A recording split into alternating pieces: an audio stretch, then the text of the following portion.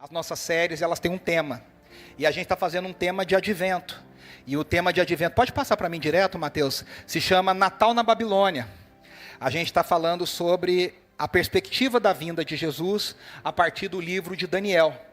O livro de Daniel, eu sei que talvez alguns de vocês tenham ouvido falar de Daniel na Cova dos Leões. Tem até uma música que está na nossa linguagem de hoje, viralizada por aí, do Renascer Praise, que diz, o Deus que faz o leão jejuar, né? O leão que jejuou foi lá na Cova dos Leões com Daniel. Mas o livro de Daniel é um livro que muita gente está há 80 anos na igreja e nunca leu direito, porque ele é um livro difícil. Os primeiros 6 capítulos são fáceis, porque é a história de Daniel e dos seus amigos na Babilônia. O povo de Jerusalém, o povo de Judá, desobedeceu a Deus, foram infiéis ao Senhor, foram teimosos no seu pecado, Deus avisou, e eles foram levados por 70 anos como escravos. Eles não sabiam que eles iam, quer dizer, Deus já tinha avisado que seriam 70 anos, mas eles nem creram nem que iam e nem que seria só 70 anos. E eles ficaram 70 anos escravos do maior império daquele momento, do mundo, que era a Babilônia, debaixo do reinado de Nabucodonosor. E a história do livro é de Daniel e seus 3 amigos, que a gente conhece como Mesaque, Sadraque e Abednego, que foram colocados num grupo de talentos, vamos dizer assim, um programa de talentos da Babilônia, de mentes brilhantes, dos nerds daquela época, e eles foram colocados nesse grupo de sábios da Babilônia. Só que a parte final do livro de Daniel, do capítulo 7 em diante, é um livro pouco estudado e pouco falado, porque é um apocalipse do Antigo Testamento. E aí você fala, tem gente que tem pavor de falar em apocalipse, né? Falar em final do mundo. Alguns gostam só para ir no cinema, ver os efeitos especiais e ver aquela história toda e tal. Mas esse é um tema que tem intrigado a história. Apocalipse de João, do apóstolo João, fala dos dias após a primeira vinda de Jesus, e o que aguardava o mundo depois que Jesus subiu aos céus, depois da sua ressurreição, e enquanto ele ainda não volta, a gente ainda aguarda essa volta. Mas o Apocalipse de Daniel fala do período entre Daniel, que é provavelmente entre 600 anos antes de Cristo, e a primeira vinda de Jesus. A primeira vinda de Jesus. E é interessante, porque esse texto foi escrito 600 anos antes da primeira vinda de Jesus. E ele crava como a história se desenrolaria. Ele detalha como a história se desenrolaria. É uma história, é uma precisão absurda. E aí, a gente até falou semana passada, a gente deu início a essa série, que Nabucodonosor tem um sonho. E Nabucodonosor era um rei terrível, poderoso, mas mau, cruel. Era um homem que matava milhares de gente, de pessoas. E ele tem um sonho. Só que ele não quer contar o sonho, ele quer que os sábios adivinhem o sonho dele. E aí os sábios falam, rei, ninguém nunca pediu isso. Conta o sonho que a gente fala o significado. E ele falou, não vou contar, eu quero que vocês adivinhem. Conta que a gente adivinha. Não, se vocês não adivinharem o meu sonho, todo mundo está morto. E aí Daniel, que tinha vindo, era escravo. Ele era uma subcategoria. Hoje a gente tem tanto problema de imigração no mundo, tantos imigrantes são discriminados, sofrem xenofobia. Uma vez eu me lembro de ouvir na Band News FM, uma mulher da Síria, que tinha doutorado, e ela veio para o Brasil fugida, sem documento, sem nada. Ela falou, eu não consigo tirar CPF, eu não consigo fazer compra na internet, eu não sou ninguém aqui. Na Síria ela tinha doutorado, e aqui ela era uma qualquer. Daniel era esse, ele não era respeitado, ele veio de um lugar que era um nada. E Deus revela para Daniel o sonho de Nabucodonosor. E o sonho de Nabucodonosor era um sonho um tanto perturbador. Ele falava de uma estátua que tinha 4 materiais. Ele tinha uma cabeça de ouro, um peitoral de prata, pernas de chumbo e pés a cinturão de bronze, e pernas e pés de ferro.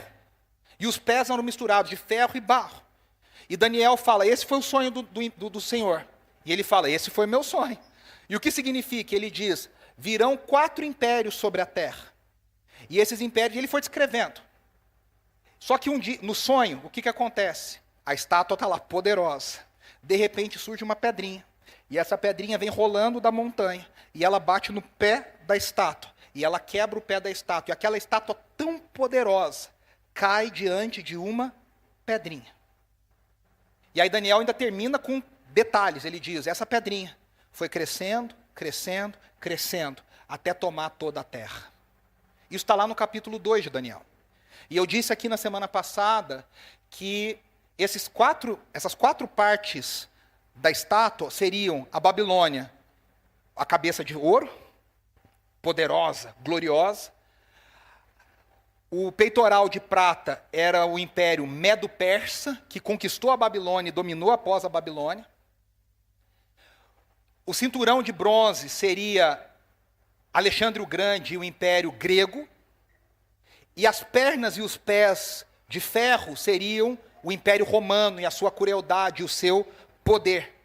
E Daniel disse, essa pedrinha vai derrubar esse último império, que é o império romano.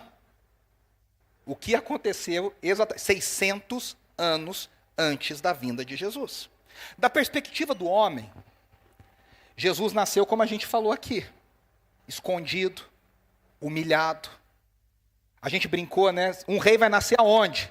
Aonde os sábios do Oriente foram procurar Jesus? No palácio de Herodes. Porque um rei nasce num palácio. Mas Jesus veio para nascer como essa pedrinha simples, desapercebida. Ninguém olhava. Um homem que nunca escreveu nada.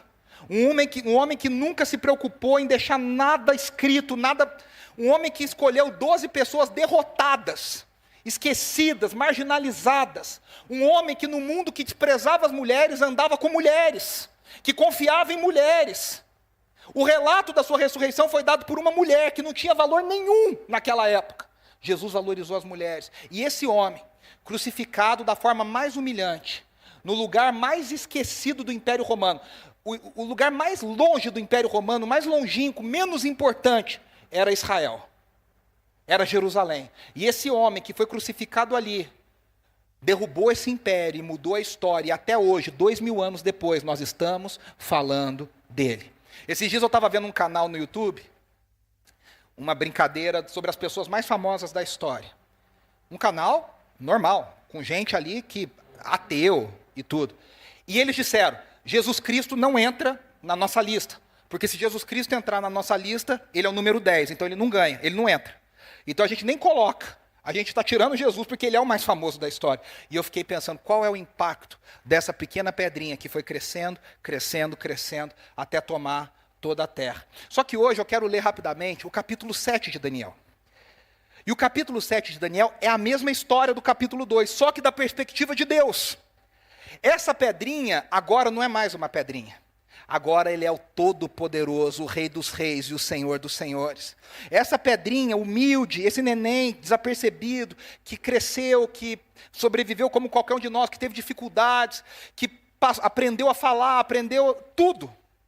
Esse neném era o Rei dos céus e da terra. Ele era o Senhor da história, ele é o Senhor da história. E toda a história está debaixo das suas mãos. E a gente vai ver que Daniel, de novo, tendo outra visão, reafirmando aquilo que ele disse, como Deus é o Todo-Poderoso, o Senhor da história. De novo, essa linguagem é uma linguagem apocalíptica. O que eu estou querendo dizer com isso? É uma linguagem que fala através de símbolos. Os símbolos representam coisas. Os símbolos apontam para coisas. E ela é um pouco assustadora. Você vai falar, isso não tem nada natalino, né? Não tem nada fofinho, não é um bonequinho de neve, não é nada, não é Jingle Bell, é um negócio assustador. É assustador, mas é para chamar atenção, é para cravar atenção, é para mostrar o quanto essa coisa é séria. E a gente vai ler no capítulo 7 de Daniel, vou ler 14 versículos, diz assim: no primeiro ano de Belsazar, rei da Babilônia, só um parêntese, Nabucodonosor já tinha governado, ele foi tirado por Deus do seu governo, foi colocado como um animal. Daniel conta essa história. Depois ele volta e ele morre. E aí ele é sucedido. E chega Belsazar. Belsazar não era bem um rei. Ele era um regente. Porque o rei tirava períodos sabáticos para ir para o deserto. E aí colocava Belsazar como um regente. Então, no primeiro ano de Belsazar, rei da Babilônia, Daniel teve um sonho. E certas visões lhe passaram pela mente quando estava deitado na cama. E ele escreveu o seguinte resumo do seu sonho. Daniel disse: na minha visão, durante a noite, eu vi os 4 ventos do céu agitando o grande mar. O que significa isso? Os 4 ventos do céu significa toda a terra. É vento que vem do leste, do oeste, do norte e do sul. Toda a terra se movendo no mar. O mar, naquela época, era um lugar de mistério, era um lugar de medo, era um lugar de incerteza. Daniel está dizendo: os 4 ventos da terra estão se movendo no mar, são poderosos, são soberanos sobre o mar. 4 grandes animais, diferentes um dos outros, subiram do mar. Agora vamos ver os 4 animais. O primeiro parecia um leão e tinha asas de águia. Eu o observei e em certo momento as suas asas foram arrancadas, e ele foi erguido do chão, firmou-se sobre 2 pés como um homem e recebeu a mente de homem. A seguir vi um segundo animal, que tinha a aparência de um urso. Ele foi erguido por um dos seus lados, e na boca entre os dentes tinha 3 costelas. Foi-lhe dito: levante-se e coma quanta carne puder. Depois disso vi outro animal, que se parecia com um leopardo. Nas costas tinha 4 asas, como as de uma ave. E esse animal tinha 4 cabeças e recebeu autoridade para governar. Para aqui, não passa não, volta. O leão era o símbolo da Babilônia. Daniel está tendo uma visão de Nabucodonosor, que seria arrancada a sua asa, ele seria tirado do poder, e depois ele seria devolvido com a mente de homem. O urso era o símbolo do Império Medo-Persa. E as 3 costelas na boca desse urso eram 3 territórios que o Império Medo-Persa conquistaria. E quando diz, coma quanta carne puder, está dizendo, faça a sua destruição, destrua, mate. Depois, o animal que era o leopardo é rápido, é o animal um dos mais rápidos da terra. Fala de Alexandre o Grande, que em 10 anos estabeleceu o seu império. E, de novo, isso são 300, 400 anos antes dessas coisas, 600 antes do nascimento de Jesus. O leopardo, rapidamente, Alexandre o Grande, tomou posse do mundo. Olha, e nas suas costas tinha 4 asas. E esse animal tinha 4 cabeças. Quando Alexandre morreu, 4 descendentes receberam o poder. Entre eles, um homem chamado Antíoco IV, que invadiu o templo de Jerusalém e profanou, ele matou um porco dentro do Santo dos Santos. E ele foi chamado de o homem da profanação. Ali surge uma revolta chamada a Revolta dos Macabeus, de Judas o Martelo, Judas Macabeu, e é por isso que os judeus até hoje, claro, não celebram o Natal, mas celebram o Hanukkah, a festa das luzes, o festival das luzes, que foi por causa da libertação de Judas Macabeu nos dias de Antíoco IV, que governou no lugar de Alexandre o Grande. Aí veio o 4º animal, veja, na minha visão durante a noite vi ainda um 4º animal, aterrorizante, assustador e muito poderoso. Ele nem fala que animal é esse. É uma besta, é uma fera. Tinha grandes dentes de ferro, de novo o ferro, de novo o Império Romano, com os quais despedaçava e devorava suas vítimas e pisoteava tudo que sobrava. Era diferente de todos os animais anteriores e tinha 10 chifres. Enquanto eu considerava os chifres, vi outro chifre pequeno que surgiu entre eles. E 3 dos primeiros chifres foram arrancados para dar lugar a ele. Esse chifre possuía olhos como os olhos de um homem e uma boca que falava com arrogância. E aí ele faz uma oração. Enquanto eu olhava, tronos foram colocados. Muda a cena. E o ancião de dias tomou assento. É muito linda essa expressão, ancião de dias, porque significa o seguinte. De novo, né? Hoje, ficar velho é ruim. As pessoas não gostam de ficar velhas. Naquela época, a velhice era algo valorizado. O homem que é o ancião de dias, que é Deus, o Pai, está querendo dizer o seguinte, ó, as bestas estão surgindo. Esse cara já estava lá há muito tempo. Antes de tudo, Deus já estava. Antes de Alexandre o Grande, Deus já existia. Antes de Nabucodonosor, Deus já estava. Querendo dizer o seguinte, meus irmãos, o verdadeiro poder, o Todo-Poderoso é Deus, o Senhor de Israel. Não são esses homens. De novo, quem está falando isso é um povo derrotado que está escravo em terra estrangeira. Mas eles têm uma certeza, o Deus que nos permitiu ser escravos é o Deus que é o Senhor da história. Como a gente falou na semana passada, os reis estão nas suas mãos. É Ele que coloca, é Ele que tira. Ele é o dono da história. Esse ancião de dias é o cara, ele tomou o seu assento, ele sentou no lugar poderoso. A sua veste era branca como a neve, o cabelo era branco como a pura lã, querendo dizer santidade. Ele é diferente de tudo, não há nada como ele, não há ninguém como ele. O seu trono era envolto em fogo, fogo fala de poder, de julgamento. E as rodas do trono estavam em chamas. Imagina que cena poderosa. De diante dele saía um rio de fogo. Milhares de milhares serviam-lhe. Milhões de milhões estavam diante dele. O tribunal iniciou o julgamento e os livros foram abertos. Perceba que é a mesma figura de Apocalipse. Apocalipse 4 fala dos livros sendo abertos diante do Cordeiro de Deus. Enquanto eu olhava... continuei a observar por causa das palavras arrogantes que o chifre falava. O chifre estava lá. E essa cena acontecendo. E aqui há um certo humor, porque o ancião de dias está sentado, milhões de... E o chifre lá. Ignorando tudo e falando na sua arrogância. O que é esse chifre, meus irmãos? É o que a Bíblia chama depois de espírito do anticristo. E aí você fala assim, mas que história é essa da novela lá da Record, do Deixados para... até tem a ver, mas depois a gente conversa sobre isso, não é o papo hoje. Significa o seguinte, desde a vinda de Jesus, há um espírito no mundo que opera contra o reino de Jesus e o Evangelho. Há um ódio mortal daqueles que não são de Jesus. Há um ódio mortal contra as coisas do reino de Deus. Há uma força das trevas operando para destruir e matar. Não é à toa que o povo de Israel foi perseguido desde o início da sua história em todos os lugares que passaram. Tem um museu lá em Jerusalém chamado Museu da Diáspora. Desde sempre, todos os lugares que os judeus passaram, eles foram perseguidos, foram mortos. Eu não preciso lembrar que 2 gerações antes da nossa, 6 milhões de judeus foram mortos. E tem gente que ainda tem, desculpa a expressão, a pachorra de negar isso. De dizer que isso não aconteceu. Hoje, no nosso mundo, há um ódio contra Israel e contra os judeus, que muitas vezes não é explicado, mas é o chifre falando contra o povo de Deus, falando maldições, falando mentiras, contra a igreja de Jesus. Quem foi perseguido pelo Império Romano? Os cristãos. Nero botou fogo na própria cidade, e falou, quem botou fogo foram os cristãos. Quem foi morto no Coliseu, está o cinema aí, o filme no cinema? Os cristãos.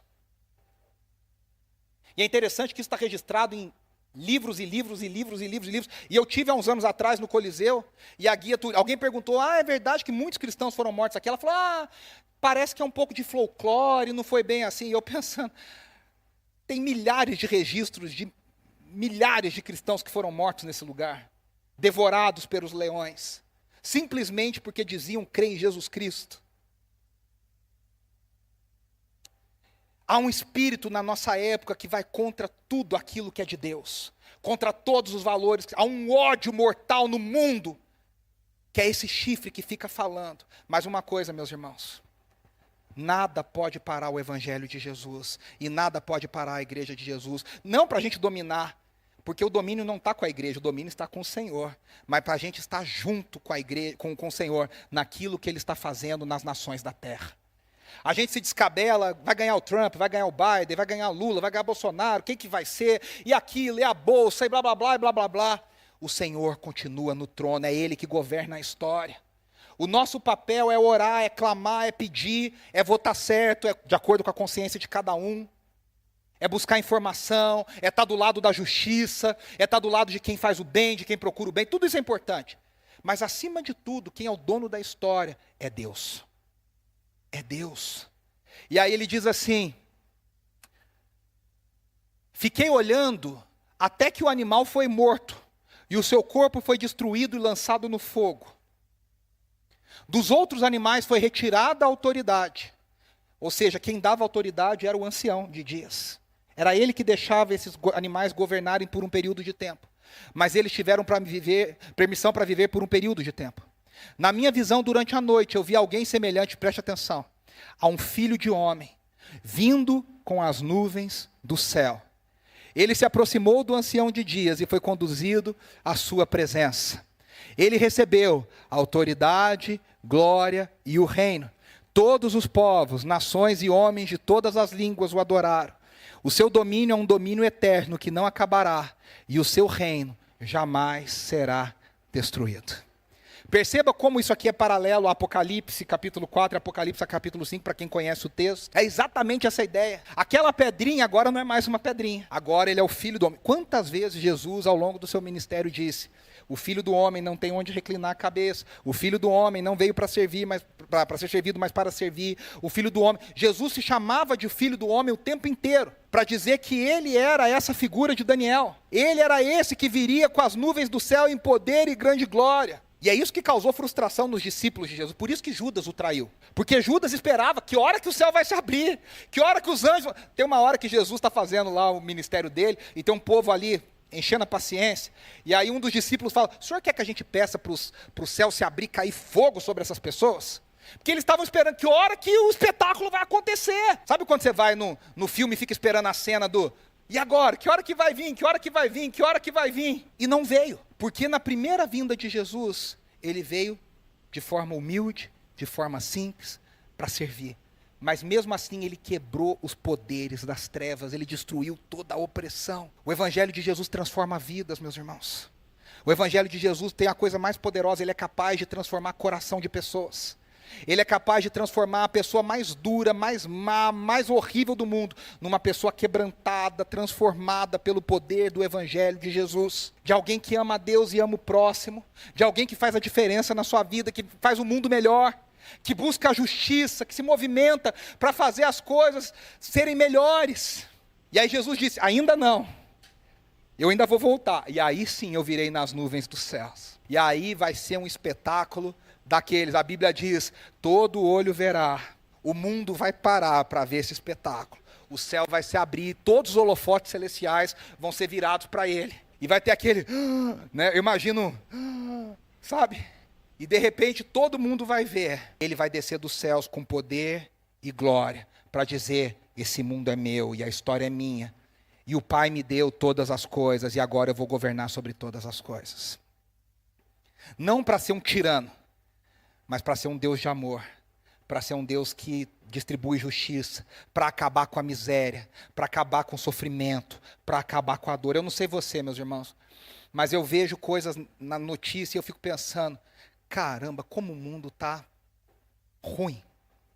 Esses dias eu estava no supermercado e tinha uma pessoa lendo uma notícia e a outra falou: ai, nem lê isso, não quero, que coisa triste, porque as coisas estão muito ruins. O mundo, quando você acha que não dá para piorar, piora. Eu anseio por um momento onde essa injustiça vai acabar, onde essa miséria vai acabar, onde o mal vai acabar, onde as pessoas más vão parar de se dar bem, e onde quem procura fazer o bem vai ser recompensado. Porque esse não é o mundo que eu e você vivemos. Os espertos sempre levam a melhor. E você que tenta fazer o certo se dá mal. Mas a gente espera o dia que o dos céus vai ser revelado o Filho do Homem. E aí ele não vem mais como um bebezinho, ele não vem mais na manjedoura. O Natal é lindo, porque a gente está mostrando, ó, a história começa aqui. Esse é o início de tudo. Aqui que a gente dá é o primeiro episódio, a origem. Mas a gente aguarda o resto da franquia, a gente aguarda o resto da história, a gente aguarda o dia que ele vai descer em poder e glória. E aí sim, vai ser fogo para todo lado e os inimigos vão ser destruídos. E o bem vai vencer e o bem vai prevalecer. E aí, esse rei tem duas coisas. É interessante que o poder das feras impressiona. A gente adora falar dos impérios, né? O History Channel existe para isso, né? Para falar das guerras, dos heróis, dos impérios. Por isso que a gente gosta de ver Troia. Por isso que a gente gosta de ver o Gladiador. A gente gosta de guerra, a gente gosta de... O poder dos homens impressiona. Mas a Bíblia garante que esses impérios, todos, têm começo, meio e fim. Não é à toa que todos eles passaram. Eu contei semana passada, vou contar de novo. Nesse mesmo programa que eu falei do YouTube, apareceu da pessoa mais famosa da história, apareceu Alexandre o Grande. E aí eu falei: caramba, Alexandre o Grande, o cara que foi aluno pessoal de Aristóteles, que mudou a cultura do mundo. Aí eles falaram: não sei, eu acho que a Beyoncé é mais famosa que Alexandre o Grande. Aí eu falei: não, para o mundo que eu quero descer. Colocaram a Beyoncé na frente do Alexandre o Grande. Alexandre o Grande, onde quer que ele esteja, ele deve ter se remoído. Que o homem que matou tanta gente, conquistou tanta coisa, ficou atrás da Beyoncé. E por pouco não ficou atrás da Anitta. Por isso aqui, ó. Mas o Michael Jackson e a Beyoncé ficaram na frente dele. Sabe por quê? Porque o poder passa. As pessoas esquecem, não sabem, não se lembram. A fama, o poder é tão ilusório. Luta tanto, luta tanto, luta tanto. E de repente, passou. Acabou. Nem tem mais para contar a história. Mas a Bíblia nos garante, o reino de Deus é um reino que não tem fim. Eu não sei você, mas se eu tiver que escolher um lado, eu vou escolher o lado do que não acaba.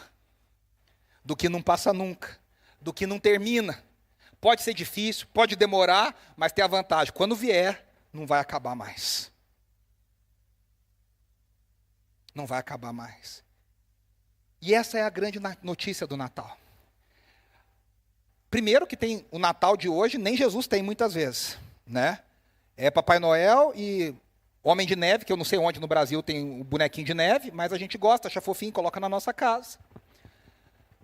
E quando tem Jesus, é um Jesus bobinho, com todo respeito, é um Jesus esvaziado, um nenenzinho ali indefeso, e não passa disso. Meu irmão, o Jesus nenenzinho não transforma a vida de ninguém. Não muda a vida de ninguém. Jesus que muda a história é o que veio como um nenenzinho, mas cresceu, se tornou homem, viveu, pregou o evangelho do reino, foi morto, ressuscitou ao terceiro dia e subiu aos céus, de onde ele vai voltar um dia, não mais como esse nenenzinho fofinho, mas ele vai voltar com esse poder e com essa glória para dizer, o mundo me pertence. Aqui fica o convite para mim e para você, para a gente fazer parte do reino certo, para a gente colocar a nossa fidelidade, a nossa lealdade do lado certo. Tem tanta gente que nem passar Natal com a família pode, que está brigando por causa de político, por esse, por aquele. Esses dias uma pessoa falou para mim assim, não sei nem onde eu vou passar o Natal, que eu já briguei com os dois lados da família. Por causa do político A, depois eu briguei por causa do B. E sabe o que é pior? A gente se desgasta, se mata. E depois eles estão lá se abraçando, tirando foto, e tudo junto. E aí você fala, um carimbo na testa, de trouxa na nossa testa. Coloque a sua fidelidade, o seu amor, a sua lealdade no reino que não passa, no Deus que não muda, na história que certamente é a história vencedora.